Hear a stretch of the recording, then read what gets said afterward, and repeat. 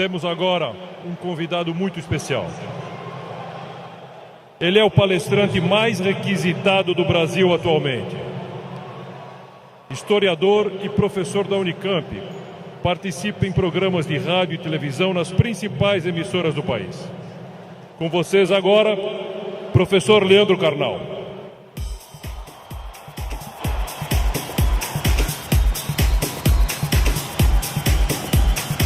Boa tarde. Muito boa tarde. Um imenso prazer estar aqui no Rio de Janeiro. Bem, obrigado. Obrigado. Obrigado. Muito obrigado. Ainda bem que eu não sou tímido. É um imenso prazer estar aqui no Rio de Janeiro, cidade que eu amo tanto. E é um imenso prazer falar sobre o tema que nós vamos falar agora. O tema que nós vamos falar agora, se eu for feliz, e vocês receptivos, como parece que são bastante, se eu for feliz e vocês receptivos, corre o risco, temos a chance de que seja um tema que transforme a vida de vocês. Por quê? Porque eu vou falar naturalmente de autores que eu estudo há 30 anos, eu vou falar das coisas que eu me dedico na universidade, eu vou falar de muitas coisas que vocês encontram nos livros. Mas, minhas senhoras, meus senhores, eu também vou falar das coisas que eu aprendi nesses 54 anos de vida, nesses 35 anos de magistério, e que eu tento transmitir através de livros, vídeos, programas e outras participações. Então, em primeiro lugar, vamos pensar numa pergunta que parece uma pergunta estranha, mas é de longe a pergunta mais importante. Por quê? Porque, obviamente, se num domingo à tarde eu tenho diante de mim esse imenso auditório, se num domingo à tarde eu tenho tanta gente que está aqui, é porque vocês estão dando uma resposta a essa pergunta. Vocês querem ser felizes. Vocês estão respondendo a uma questão importante sobre a realização da vida. Quanto mais consciente for essa resposta, quanto mais você tiver consciência do que você quer e do que você é, mais chance você vai conseguir de ser feliz. A pergunta que eu vou fazer, eu sei a resposta, porque eu estava ali atrás ouvindo essa maravilhosa rave aqui. A pergunta eu sei a resposta, porque nós estamos num clima de alegria, de entusiasmo. Entusiasmo é uma palavra linda, vem do grego cheio de Deus, entheos. Cheio de Deus, entusiasmo. Mas eu vou começar fazendo uma pergunta que eu sei a resposta. É típico de professor isso. Se eu pergunto aqui nesse ambiente entusiasmado, com 27 mil pessoas cheias de energia, se vocês são felizes, eu sei a resposta. Pergunta, nesse momento, quem nessa distinta plateia se considera uma pessoa feliz? Acaba de falir o laboratório do Prozac. Não haverá mais depressão no planeta Terra. Bem, é óbvio que a felicidade de vocês é notável. Se eu fosse cego e surdo, eu sentiria a vibração do auditório. Porém, agora começa a função chata do filósofo.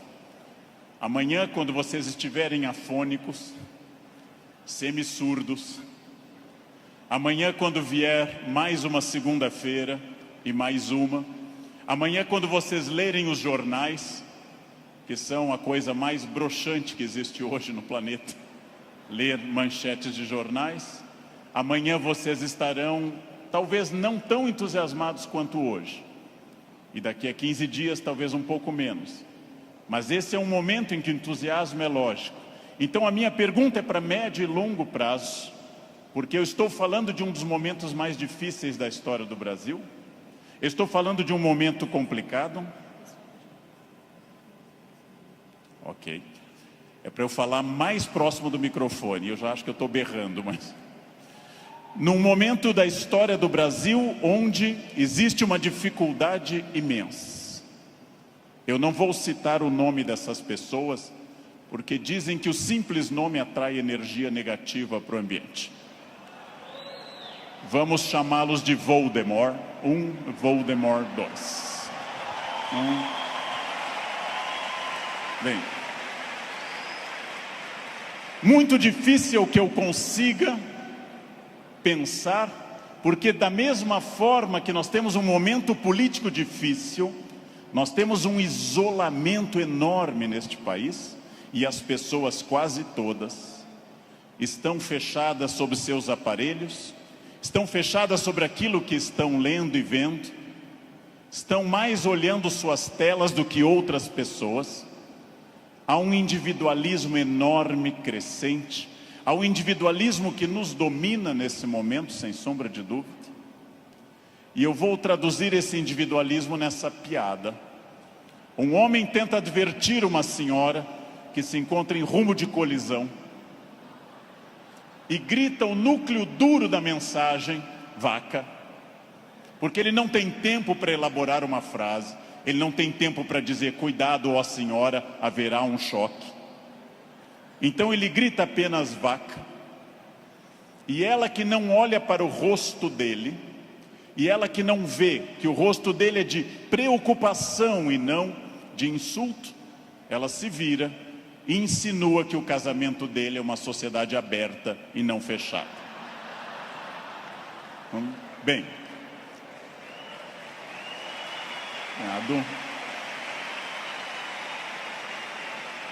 primeiro problema e primeiro conselho que eu dou a vocês, para que vocês reflitam, aceitem ou rejeitem como desejarem.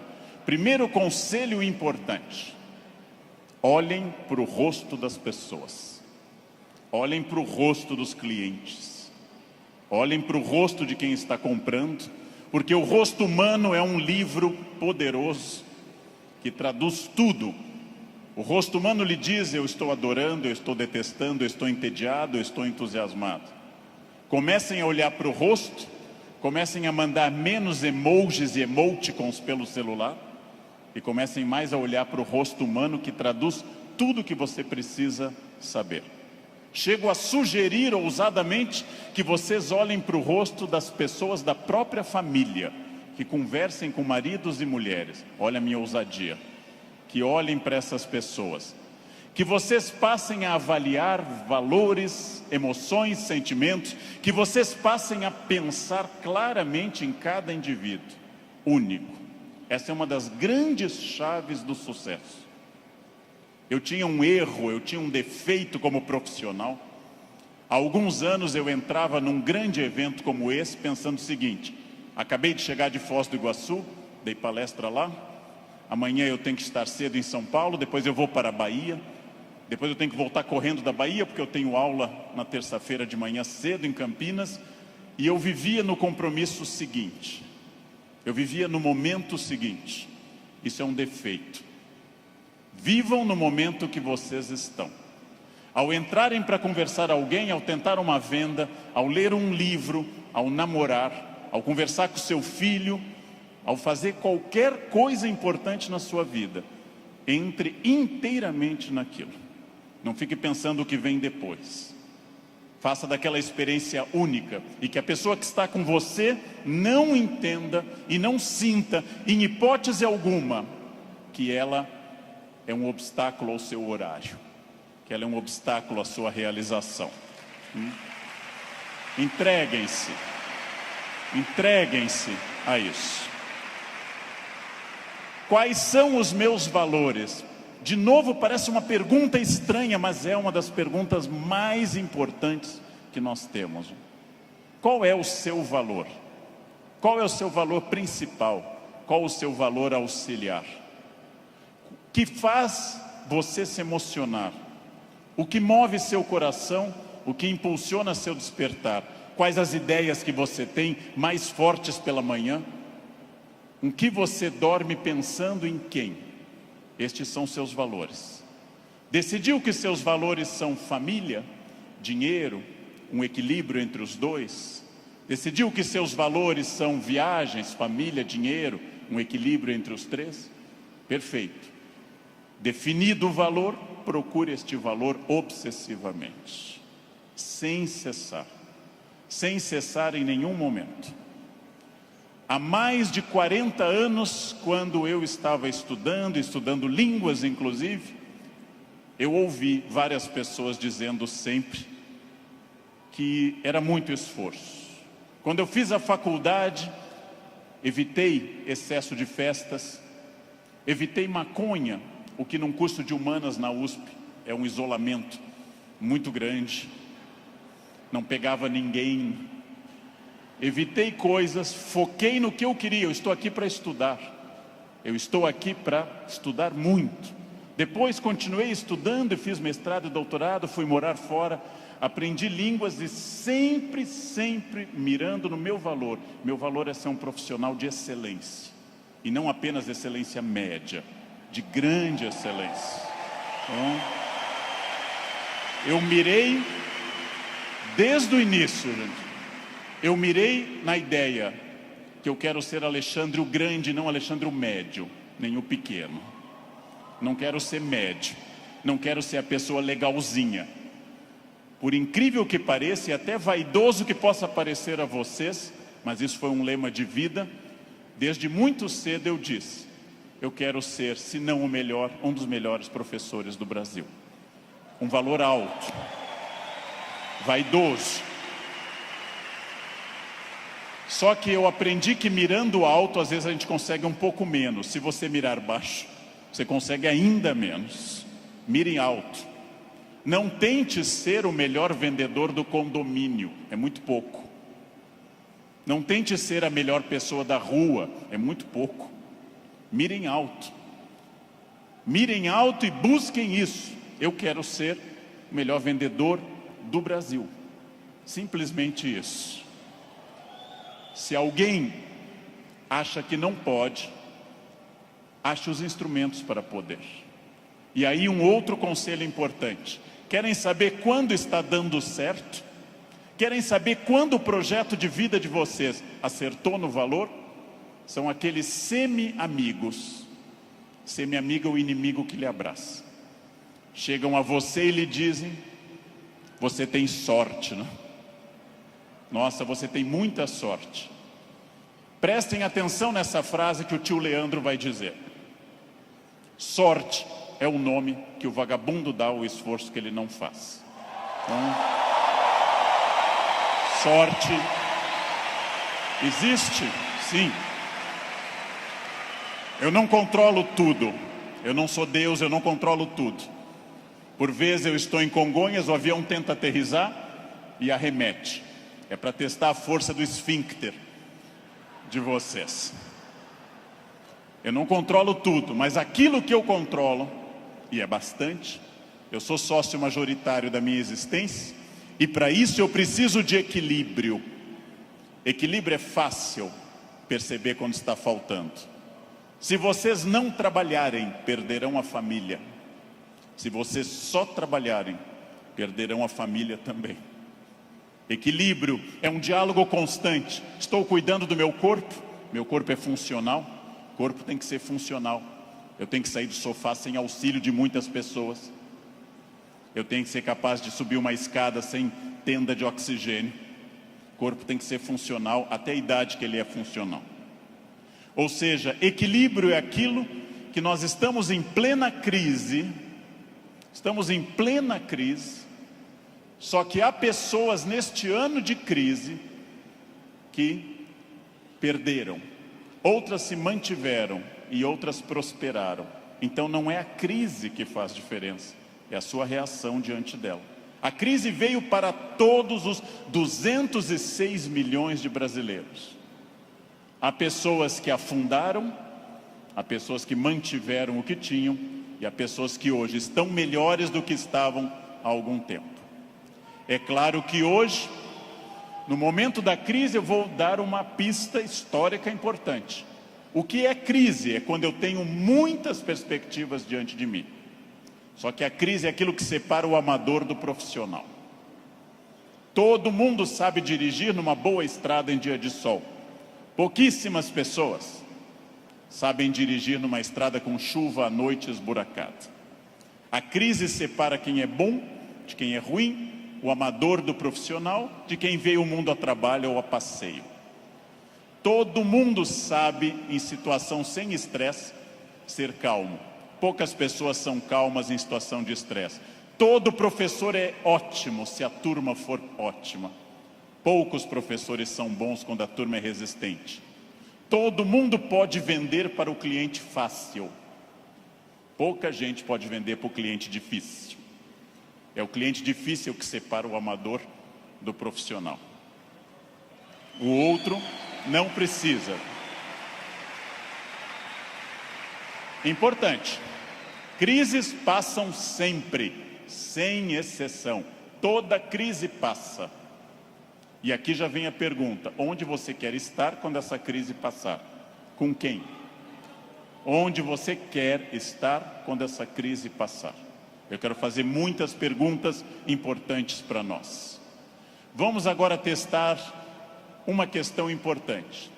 Quase todo mundo no Brasil está pessimista. Há um pessimismo dominante. Ótimo. Mais fácil ainda de trabalhar. Por quê? Vamos testar a idade de vocês. Quem lembra dessa personagem provavelmente tem curso de datilografia. Quem lembra dessa personagem fez prova com um mimeógrafo. Provavelmente teve Orkut. Quem lembra dessa personagem é uma pessoa experiente.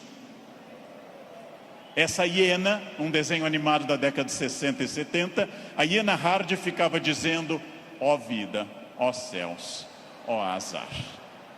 Ela era pessimista. Porém, tudo que a hiena dizia que podia dar errado, dava. Ela era pessimista, mas ela acertava. Por isso que eu quero dizer a vocês que o pessimismo pode ter alguns valores. Ele nos dá uma amostra dos riscos. É importante ter um pessimista na equipe, mas no máximo um, apenas um, que é o que uma equipe tolera. Quando alguém chega e diz: nós vamos dobrar o capital, dobrar o número de clientes, nós estaremos em mais 30 países até o ano que vem, o pessimista diz: calma, não é tão fácil. Pessimista é importante para levantar problemas, mas agora eu vou mostrar uma imagem daquilo que eu acredito. No barco está a hiena pessimista dizendo: lógico, o continente está longe, a desidratação é certa, há tubarões, essa vela é ridícula, esse remo não vai levar a nada. Ele tem razão, a hiena tem razão. Mas observem uma coisa: o pessimista faz um bom quadro dos problemas, mas não está fazendo, para dizer uma coisa elegante para uma plateia distinta, não está fazendo sêmen algum para mudar isso. Não dá para ser mais direto que isso à tarde, não é? Bem,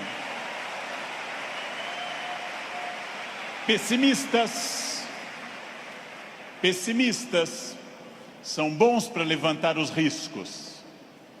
Pessimistas são péssimos para resolver os problemas. Para eu resolver um problema, para eu resolver qualquer coisa, eu preciso de um otimismo obsessivo. Se eu não for otimista, gente, eu jamais teria casado. As estatísticas me contrariam. Casamento é submarino, pode flutuar, mas foi feito para afundar. Foi feito para afundar. Se eu não fosse tomado de um otimismo obsessivo e doentio, eu não teria filhos, porque é um investimento de retorno muito ruim. Filhos nunca amortizam o que você investe neles. Com filhos você nunca chega ao topo. Pelo contrário, você vai investir centenas de milhares de reais e vai ouvir a frase: eu te odeio. Filho não vale a pena. Casar não vale a pena. Porém, se nossos pais não tivessem tido esse otimismo obsessivo, nenhum de nós estaria aqui hoje. Então, mais uma vez, um conselho forte. Ouçam os pessimistas. Para pessimista não vale a mãe é sempre otimista com vocês. Ouçam um cunhado é bom para isso. Ouçam o cunhado. Ouçam os pessimistas. Vejam o que eles têm a dizer, agradeçam. Enquanto eles falam, tenham aquela reação bovina. Ouçam. Depois agradeçam e comecem a trabalhar com otimismo total. É só assim que se cresce. É só assim que se consegue alguma coisa. Eu não sei quem governará o Brasil no ano que vem. Pela tradição republicana, o pior possível, mas ainda não escolhemos. Eu não sei, aliás, nem quem governará o Brasil no fim deste ano. Eu tenho total incerteza, mas quero garantir a vocês que, apesar da imprevisibilidade, há uma chave na mão de vocês chamada preparo. Quem daqui ler mais livros sobre técnicas boas de venda, estudar mais psicologia de vendas, quem tiver mais método, quem for mais otimista, quem for mais metódico, não sabe o que vai enfrentar, mas estará melhor do que quem não fizer isso. Não sei onde estaremos, gente. Não sei onde estaremos. Vejam, em nenhum momento na graduação de História e Filosofia, em nenhum momento fazendo mestrado ou doutorado ou estudando fora, eu imaginei que um dia eu teria a honra de falar para essa plateia tão numerosa e entusiasmada. Em nenhum momento. Jamais. E não obstante, ter estudado me trouxe até aqui. Ou seja, essa é a chave. Pergunta óbvia, onde você quer estar o ano que vem? Eu não sei o ano que vem, eu não sei 2018, eu não sei 2027, daqui a 10 anos. O futuro é sempre nebuloso. Gente que há 2, 3 ou 4 anos governava este país e tinha uma renda maior que todo esse auditório junto. Hoje está tendo uma hora de sol em Curitiba. Então, o futuro é sempre oscilante. Porém, vamos transformar essas palavras. Substituamos passado por experiência, o que os trouxe até aqui. O presente, ação, esse encontro aqui na Barra. O futuro é estratégia, o que vai ser gestado nesse dia para o que vem pela frente. Se vocês pensarem em futuro como estratégia, entenderão que sim, o futuro é absolutamente imprevisível. Mas quanto mais estratégia eu tiver, mais eu vou controlar. A chuva vai vir para todos. Quem souber nadar melhor vai sobreviver. Esse é um dado óbvio. Bem, mas eu erro. Eu erro bastante. Eu, Leandro, sou hoje melhor professor, porque já errei bastante. Eu, Leandro, erro. Errar é humano. Lembrem que no nosso mito fundacional judaico-cristão, a primeira empresa do mundo chamou-se Éden, e o proprietário selecionou 2 funcionários, dali mesmo, não fez seleção externa, criou ali dentro do Éden mesmo. Deu apenas uma regra, fez uma semana de compliance e deu apenas uma regra. Só não pode comer uma fruta, o resto tudo pode. Foram lá e comeram. Foram demitidos por justa causa. Foram para o mundo, tiveram 2 filhos. Um matou o outro, Caim matou Abel. Primeira família do mundo, a mais próxima de Deus. 2 infratores, um assassino e um cadáver. Essa é a primeira família do mundo. Uma família que tinha tudo para dar certo, gente. Não tinha sogra, não tinha nora e não tinha genro. Uma família perfeita. E deu errado.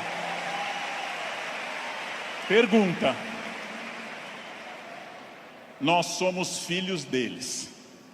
Errar é humano. Significa que todos que estão aqui, com exceção dos mentirosos, já erraram. Só os mentirosos nunca erraram, porque são mentirosos e dizem que nunca erraram. Faz uma coisa que eu treino há mais de 50 anos diariamente. Eu treino andar. Faz mais de 50 anos que eu treino diariamente e eu tropeço. Erro é um recado. Erro é um recado enviado para dizer que você pode mudar de estratégia, tem que aprender, tem que ter cuidado. Erro é fundamental. Errou, não conseguiu, não atingiu meta, falhou, ótimo. Se você aprender, você será melhor. Senão será só um chorão. Aprenda. Aprenda com o erro, gente. Aprenda com o erro. Erro lhe tira da zona de conforto. O que é a zona de conforto? É aquilo que me deixa satisfeito, feliz. Zona de conforto é aquilo que estraga o meu desafio. Ostra feliz, diz Rubem Alves, ostra feliz não desenvolve pérola. A pérola é a resposta da ostra a isso. Por que a ostra faz uma pérola? Porque um grão de areia a incomoda e ela reveste com madrepérola. Sem isso a ostra não produziria pérola. Zona de conforto é aquilo que lhe deixa repetindo. Eu caso, e caso como todo mundo com entusiasmo, querendo cuidar muito, fazendo muito afago e afeto, e vou ficando mais confortável no casamento, passo a ficar mais tempo no sofá, passo a usar moletom, passo a beijar minha esposa na testa, sinal claro de declínio erótico. Passo a chamar minha esposa de mãe, que é para não ter nada sexual mais, porque com a mãe ninguém tem nada. Perco a atenção na roupa de baixo, e ela, ao invés daquelas lingeries lindas, de seda e renda, vermelha e preta, passa a usar bege, de algodão, lavadas com sabonete no box, dia após dia. E assim os dias vão se sucedendo, e finalmente chegamos ao ponto mais baixo da relação. Os dois passam a usar croque. Acabou. Acabou, gente. Não há sexo com croque, jamais. Bem, salvo se alguém aqui está de croque, é exceção do que eu estou dizendo. Fica muito bem em você. Fica muito bem. O que acontece com a zona de conforto?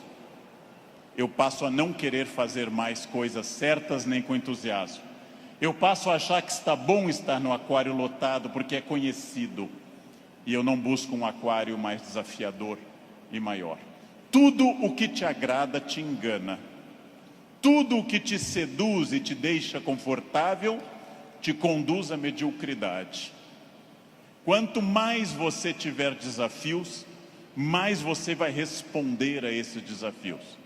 Zona de conforto é muito curiosa, porque ela significa o fim da luta. Saiam da zona de conforto. Pensem seriamente que tudo está em mudança, tudo está envelhecendo, tudo está passando, tudo aquilo que não está se expandindo está encolhendo. Tudo aquilo que não está melhorando está piorando. Isso é a realidade do mundo. Se você não mudar o seu negócio, alguém mais jovem e mais dinâmico vai mudar. Nesse momento, alguém está tendo uma ideia de vendas melhor que a sua. Isto significa que quem se dedica a ser um profissional precisa permanentemente levar em conta essa frase: mudar é difícil, me ensinaram os norte-americanos. Mudar é difícil, não mudar é fatal. Mudar é difícil, não mudar é fatal. Isso é fundamental, gente. Tem duas opções: enfrentar a mudança, enfrentar o desafio e pensar: esse ano eu consegui isso, que bom, e agora? Ah, mas eu já falo inglês. Ótimo. Qual o passo seguinte? Eu já consegui a minha casa, perfeito. Era esse o seu objetivo material? Qual é o passo seguinte nos outros objetivos? Não mudar é fatal. Protagonismo é quando eu entendo que a minha vida não mudou por causa dos astros. Não mudou porque Mercúrio estava retrógrado. Não mudou porque Saturno está sob meu signo. Mudou porque eu agi. Mudou porque eu fiz alguma coisa. Protagonismo é isso. Não é fácil tomar essa decisão. Não é fácil olhar além do horizonte e perder essa ação reativa de quem simplesmente acha está faltando isso, está faltando aquilo. Não é fácil.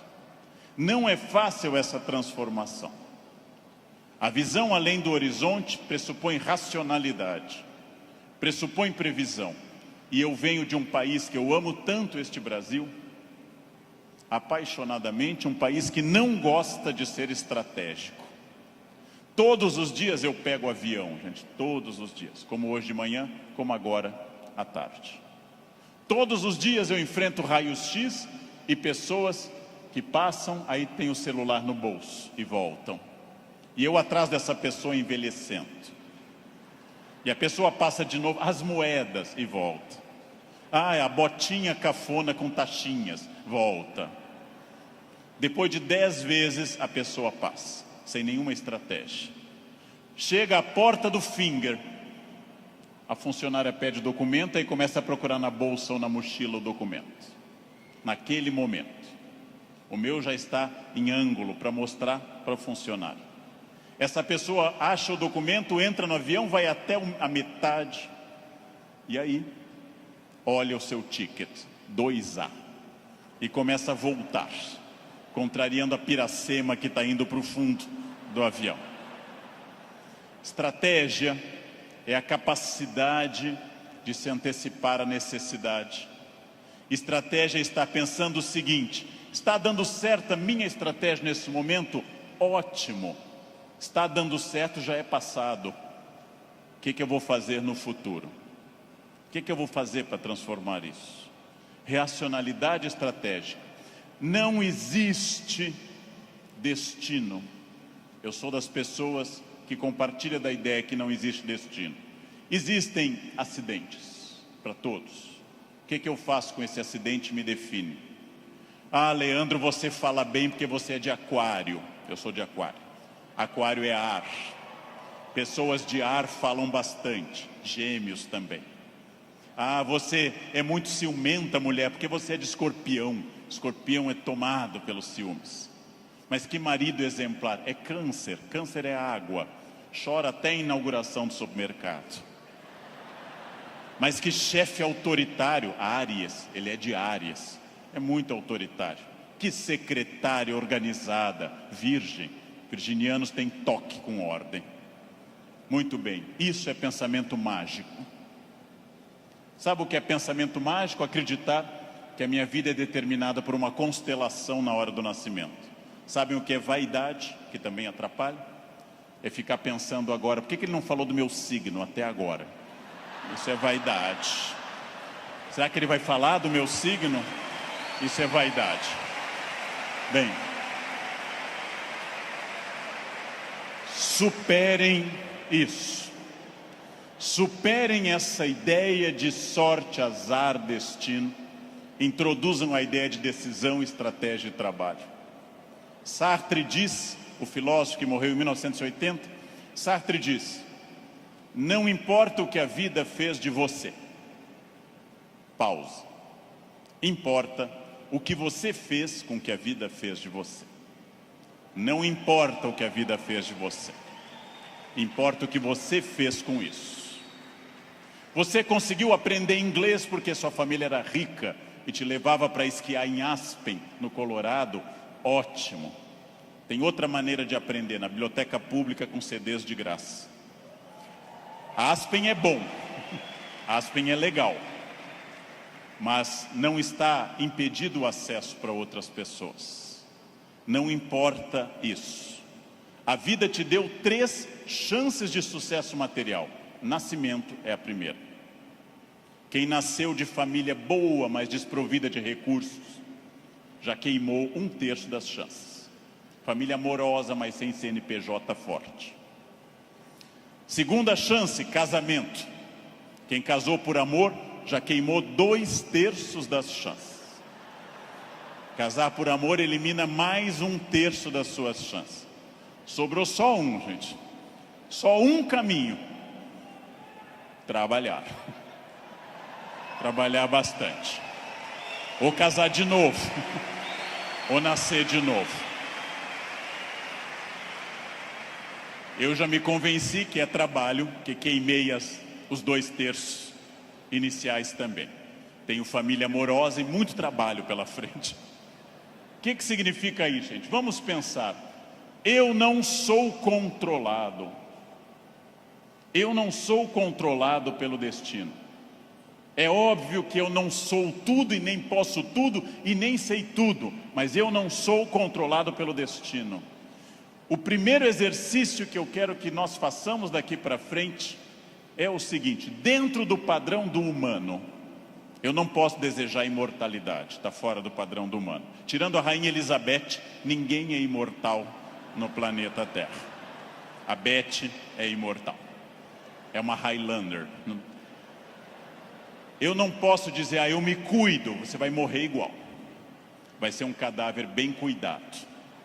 Eu hidrato a pele, vai ser um cadáver hidratado, bonito. Eu malho todos os dias, um cadáver definido, bonito também. Muito bem.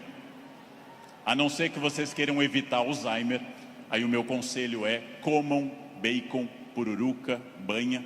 Isso evita Alzheimer. Vocês não chegarão à idade de desenvolver Alzheimer. Vão morrer antes. Bem. Não controlo tudo. Não controlo tudo. Não sou dono do universo. Não posso impedir a morte que virá. Mas entre o nascimento e a morte eu controlo muita coisa. Toda crença em destino, vocação, talento, é uma crença que tende a disfarçar o que de fato faz a diferença. E o que de fato faz a diferença é o esforço. Eu tenho uma sorte imensa quando as pessoas me dizem: Leandro, você tem sorte. Eu tenho uma sorte imensa. E essa sorte se repete diariamente, porque eu acordo às 4 da manhã. Essa é uma sorte diária. Basta eu começar a dormir o dia todo que a sorte se vai.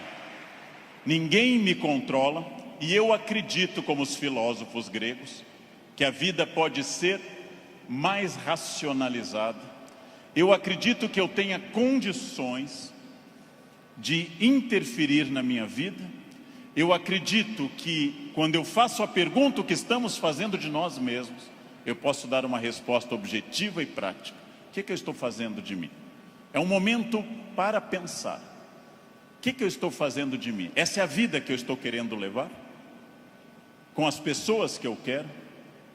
A vida é muito curta, gente, é muito rápida, é muito passageira. E ouçam alguém de mais de 50. Depois dos 40 parece ficar mais rápido ainda. Parece que passa numa velocidade incrível. A vida é muito curta para que se perca tempo numa existência medíocre, numa existência pequena, numa existência fraca. A vida é muito curta para que eu tenha uma família que eu não ame, para que eu tenha um emprego que eu não goste, para que eu tenha um trabalho que eu não me dedique. Ela é muito curta para eu ser medíocre. É muito pouco tempo para isso. Perguntem o que estamos fazendo de nós mesmos e sigam o conselho que Sócrates fundou a filosofia ocidental: conheçam-se, conhece a ti mesmo, conhecimento de si. Sigam esse conselho, sigam essa ideia de saber quem vocês são. Se eu me conhecer, ninguém me ofende. Se eu me conhecer, ninguém me ataca. Já disse isso várias vezes na internet. Quando alguém me xinga no trânsito, eu tenho que saber se a pessoa está dizendo a verdade ou mentira. E nos dois casos eu não posso me ofender. Conheçam-se. Saibam quem vocês são. O ano passado um aluno bateu a porta na minha cara e gritou: careca. O que eu vou dizer para esse aluno? Não. Retire o que você disse. Não. Estou ofendido. Vejam. As pessoas têm direito a dizer o que querem. É um direito constitucional. Eu só me ofendo quando eu concordo com elas. Ataque é veneno. Veneno só funciona se eu tomar.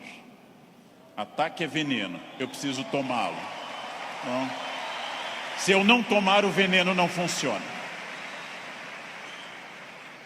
Já ouvi no trânsito de São Paulo e gravei um programa sobre isso uma vez, um café filosófico. Alguém me gritou, insinuando que minha mãe exercia atividade erótica remunerada. Examino a biografia de minha mãe, hoje com 80 anos. Na juventude ela está sempre com o rosto fechado nas fotos, como era próprio daquela época, nunca sorrindo. Era obviamente uma mulher fiel, sempre triste, fechada, uma mulher de um homem só. Não ria, não tinha aquela pele brilhante da mulher que não é tão dedicada. No passado por virtude, no presente por falta de mercado, minha mãe não é uma prostituta. Então eu não me ofendo. Mas se ela fosse, e não é crime no Brasil ser, eu teria que dizer à pessoa, você conheceu mamãe? Você ia lá em casa? Não. Também não teria que me ofender. Segundo xingamento mais comum e mais estranho, diz respeito à orientação sexual, que é mais estranho ainda, já que orientação sexual não é xingamento, mas é uma característica de cada pessoa. Alguém insinua que eu seja de uma orientação sexual específica. Eu observo e penso, tenho 54 anos, é uma idade boa para você já saber seus orifícios preferidos. É uma idade que, grosso modo, você já sabe mais ou menos o que você gosta. E não haveria problema nenhum em gostar de outra coisa. Então eu digo, você está enganado. Seguindo o velho conselho do Rio Grande do Sul, onde eu nasci, por onde sai o feijão, não entra mandioca. Bem, mas e se fosse? E se fosse, sem problema algum, eu diria a essa pessoa também, você me conhece? Eu não lembro do seu rosto, mas eu olho sempre o travesseiro, quer dizer, eu não vejo, estou sempre na fronha, eu não lembro bem do seu rosto. Sem problema também. Quando alguém lhe xinga de velha, de feio, de babaca, de filho de alguma coisa, quando alguém lhe xinga até dizendo um time de futebol específico, que eu não vou repetir, resta você saber, a pessoa está certa ou errada. Se ela estiver certa, ela não está me ofendendo. Se ela estiver errada, está me ofendendo. A vida é muito curta para que eu perca tempo com babacas cheios de ódio. A vida é muito curta para isso. É muito curta. Evitem esse problema. Quem se conhece não se olha como Superman, e na verdade é o pateta. Quem se conhece sabe dos seus limites e explora esses limites ao máximo. Quem se conhece sabe, talvez eu não tenha vindo ao mundo tão bonito, talvez eu não tenha vindo ao mundo tão alto, tão rico, tão hábil em línguas. Eu posso fazer muito com isso, muito. Posso esticar esses limites ao máximo. É fundamental conhecer-se. Sempre, sem exceção, sem nunca perder de vista que consciência é a chave da transformação. Consciência é a chave de todas as transformações. Respostas claras, objetivas para a pergunta que eu fiz no início. O que eu quero? Onde isso vai me levar? Quem sou eu? Isso me torna ou não feliz? Consciência. Controlar a vaidade. O principal elemento de descontrole de uma vida. Trabalhei para homens muito importantes nesse país, trabalhei com pessoas fundamentais deste país, e quase todos com o mesmo pecado, o pecado da vaidade, o pecado fundacional da humanidade, o de Lúcifer, o pecado de se achar mais do que é, e de achar que os outros concordam com isso. Mire em ser mais do que você é, mas saiba exatamente quem você é, para que o mundo não precise lembrá-lo disso com frequência. É melhor que qualquer pessoa, cobramos mais o corpo com roupas e alguém diga, nossa, você está muito bem, poderia deixar mais alguma coisa à mostra, do que alguém que diga, vai colocar uma burca, meu filho, tá demais. Quer dizer, esperem, saibam quem vocês são, saibam quais as lutas que valem a pena. Por quê? Porque a vida oferece algumas lutas muito boas. Família é uma delas. Luta contra o racismo é uma luta muito boa. dedico parte da minha vida a isso. Luta contra a violência sobre as crianças, luta contra a pedofilia, é muito boa. Essas lutas são boas, merecem toda a nossa energia, merecem todo o nosso empenho, talvez até a vida. As outras, não. Não. Escolham a luta, gente. Escolham as lutas. Não é boa luta o trânsito. Não é boa luta. É ridículo brigar no trânsito. A pessoa pode estar simplesmente louca, drogada ou armada. Não lutem no trânsito. Não percam um projeto de vida por causa de um louco. Não lutem em família, dentro da família. Família é como herpes, volta sempre. Volta sempre, gente. Você brigou agora, no próximo Natal tem de novo. Não adianta brigar. Escolham as lutas. E quando alguém lhe ofender na sua rede social, bloqueie, apague ou ignore. Rede social não é um bom espaço de luta, é perda de tempo ficar brigando em rede social. Escolham as lutas, gente. E aqui um detalhe, uma campanha. Falando no Brasil inteiro, eu estou lançando uma campanha, gente. Pelo amor de Deus, parem de dar bom dia em grupo de WhatsApp. É a minha campanha. É minha campanha. Se alguém der bom dia, apaguem simplesmente e pronto. Pronto, falei. Escolham as lutas.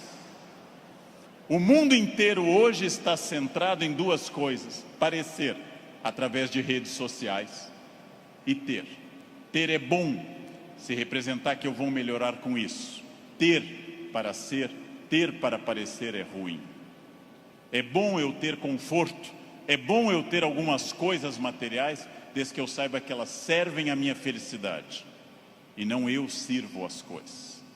Ter e parecer não se confunde com ser. É uma palavra difícil, eu sei. É uma palavra complicada, essa tal de felicidade. Epicuro, filósofo, que eu adoro, dá uma norma muito clara. Viver não é um fardo. Não viver não é um mal. Logo, diz Epicuro que nós devemos honestamente morrer e honestamente viver. Como eu posso ter medo do que é inevitável? Viver é um desafio constante, diário, não é um fardo. Não posso acordar como um condenado, não é um fardo, é bom. E também honestamente aceitar essas coisas. Muito importante, contido nessa imagem de uma escultora norte-americana, Bobby Carlyle, que eu adoro. Essa estátua chama Self-Made Man. Mostra com o talento da escultora, em bronze, uma figura de um homem esculpindo-se.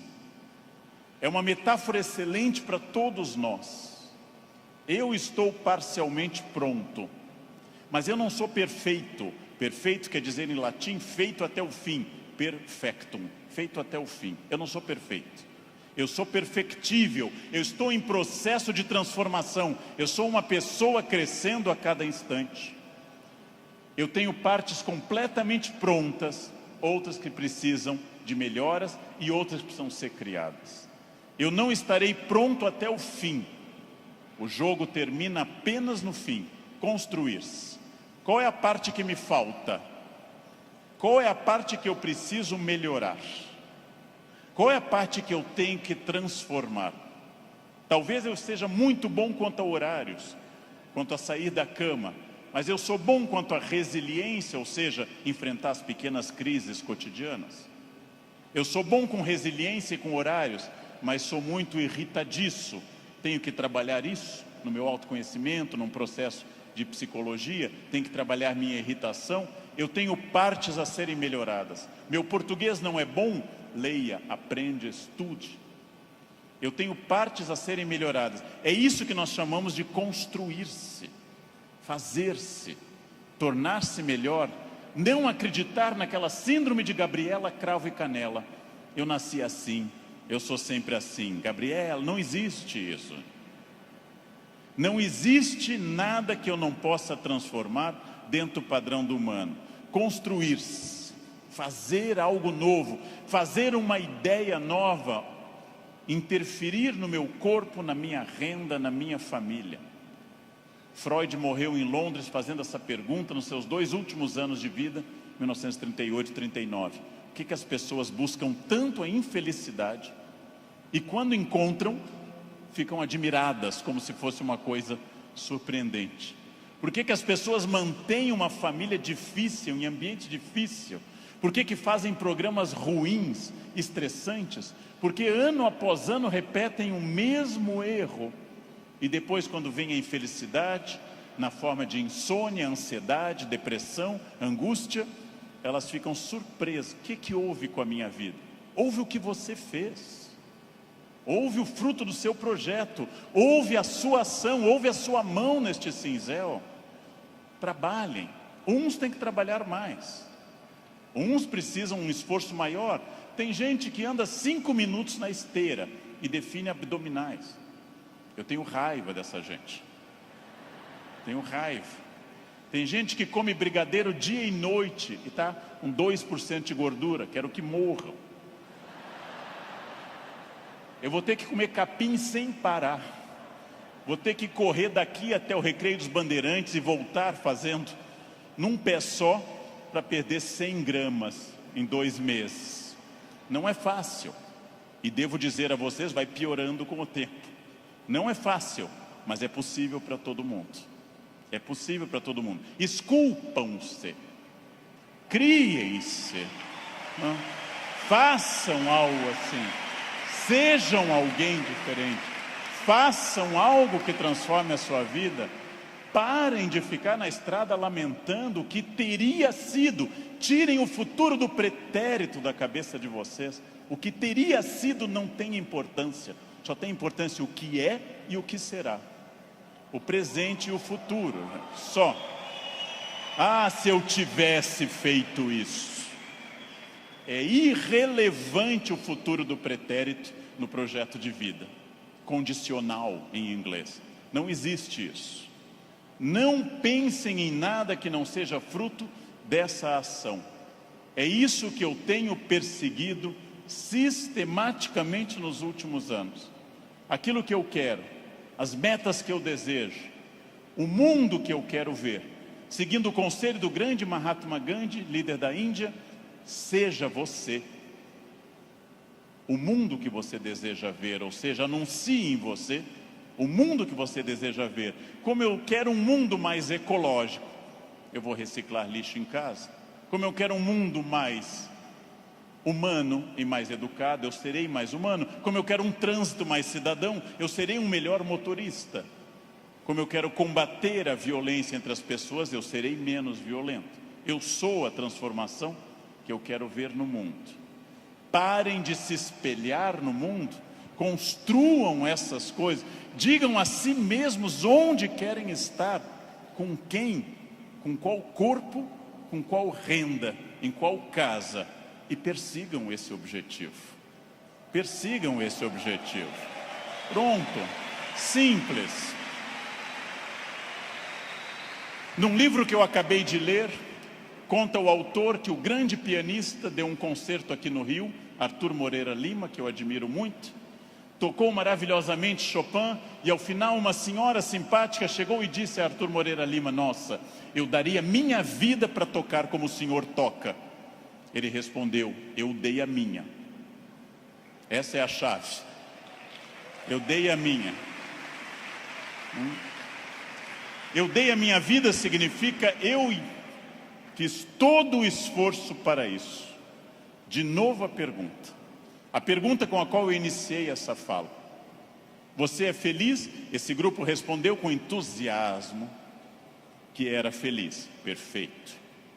A gente sabe que talvez, uma ou outra pessoa aqui, 2 ou 3, talvez não sejam tão felizes, mas levantaram a mão porque ficava chato.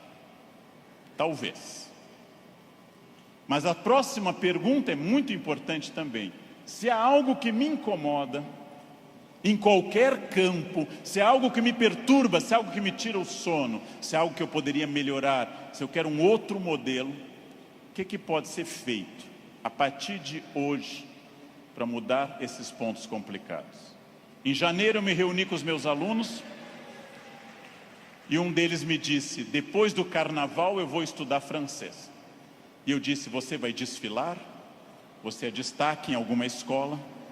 Você vai trabalhar na escola do samba, na cidade do samba? Não, então começa essa noite, e não depois do carnaval. Essa noite. Não depois do carnaval. Segunda-feira eu vou perder peso. Não. Hoje. Vão a pé para casa. Começa hoje. Eu preciso ir até São Paulo a pé essa semana. Vocês não podem pensar nisso para depois. Eu tenho um assistente que, vendo tudo que eu faço para o Natal em família, eu gosto muito da festa de Natal, sou um fascinado pelo Natal, adoro festa de Natal. Ele disse: nossa, como eu gostaria que o Natal fosse assim lá em casa. E eu perguntei: e o que você acha que acontece para ser assim na minha casa? Anjos descem dia 24 e trazem a ceia e as atrações prontas, ou você me vê desde outubro no telefone indo atrás disso? O Natal será o que você quiser que ele seja. Será o que você quiser que ele seja. Se o seu Natal é depressivo, se o seu Natal é aquele que toca Jingle Bells e você chora, se o seu Natal é depressivo, é uma escolha sua, respeitável. Você gosta de Natal assim. Se o seu Natal é alegre, é uma escolha sua.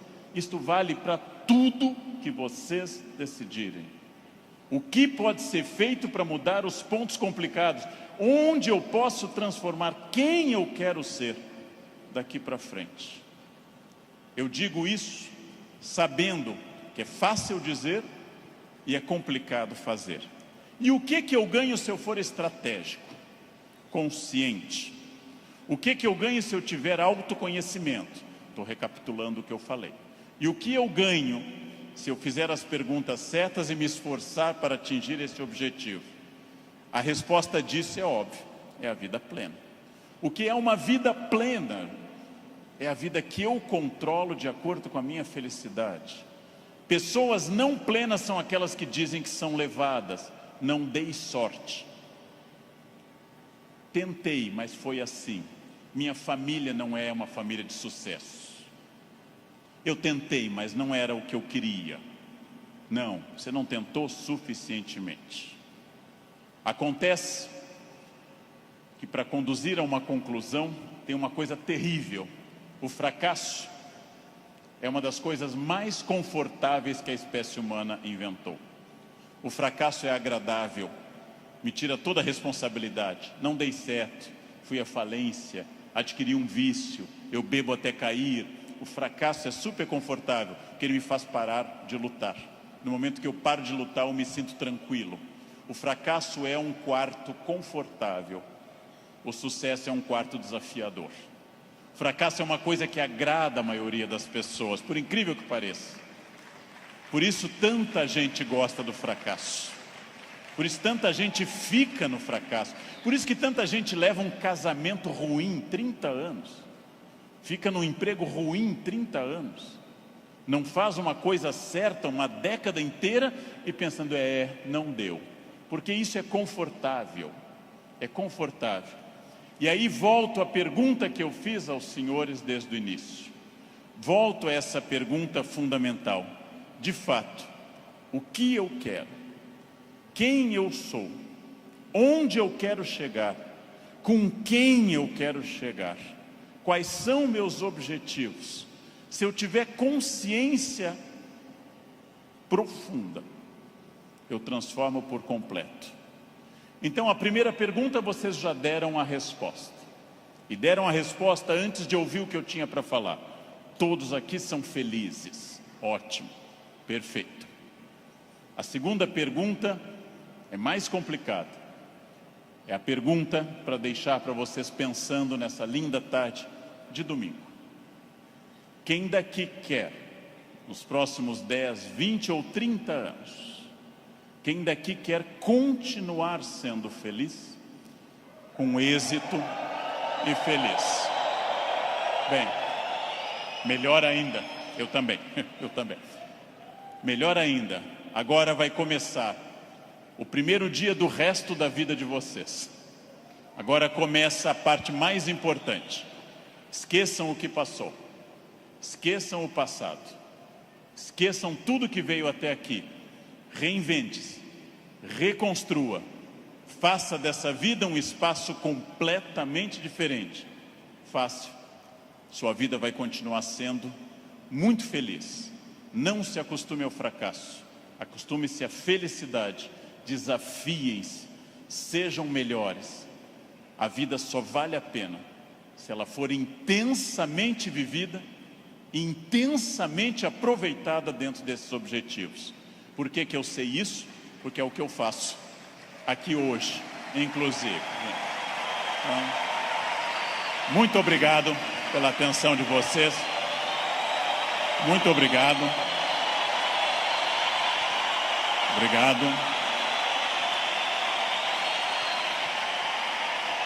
Muito obrigado.